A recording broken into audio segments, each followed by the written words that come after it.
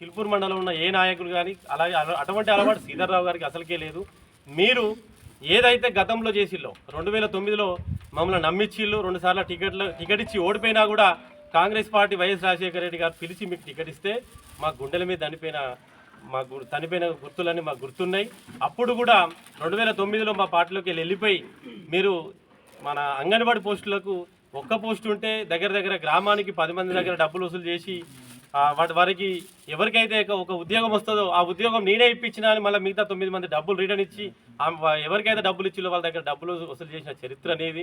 ఏదైతే గతంలో కొనాచేలం ప్రభుత్వ భూమిలో మీరు మీ అనుచరులు కబ్జా చేసినప్పుడు ఇదే కాంగ్రెస్ పార్టీ స్టేషన్ గన్పూర్ నుంచి వెళ్ళి ఫ్లెక్సీ పట్టుకొని పాదయాత్రగా ప్రెస్ వాళ్ళని ఎంబడి పెట్టుకొని ఇదే కాంగ్రెస్ పార్టీ నాయకులు అందరం కలిసి కొనాచలంలో పోయి మీరు ధర్నా చేసి ప్రెస్ మీట్ పెడితే మీ అనుచరులు మీరు అక్కడి నుంచి పారిపోయి క్షమాపణ చెప్పిన రోజులు మర్చిపోయిలా. అటువంటి చరిత్ర, నీతిగల చరిత్ర నీది.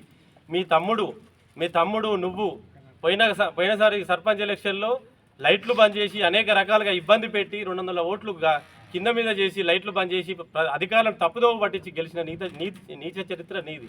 ఏదైతే ఫ్లైఓవర్ ఉందో గన్పూర్ ఫ్లైఓవర్ కింద కుంట శిఖరం కింద దగ్గర కాంపౌండ్ వాళ్ళన్నీ ఆక్రమించి ఈ భూమి అంతా మాదే అని ఆక్రమిస్తే అక్కడ ఉన్న అధికారులకు మేము ఇదే కాంగ్రెస్ పార్టీ నాయకులం నియోజకవర్గ స్థాయి మీటింగ్ పెడితే అక్కడ ఉన్న ఫ్లాట్లన్నీ కూలగొట్టి మళ్ళీ ప్రభుత్వం స్వాధీనం చేసుకున్న చరిత్ర మీది రాజయ్య గారు.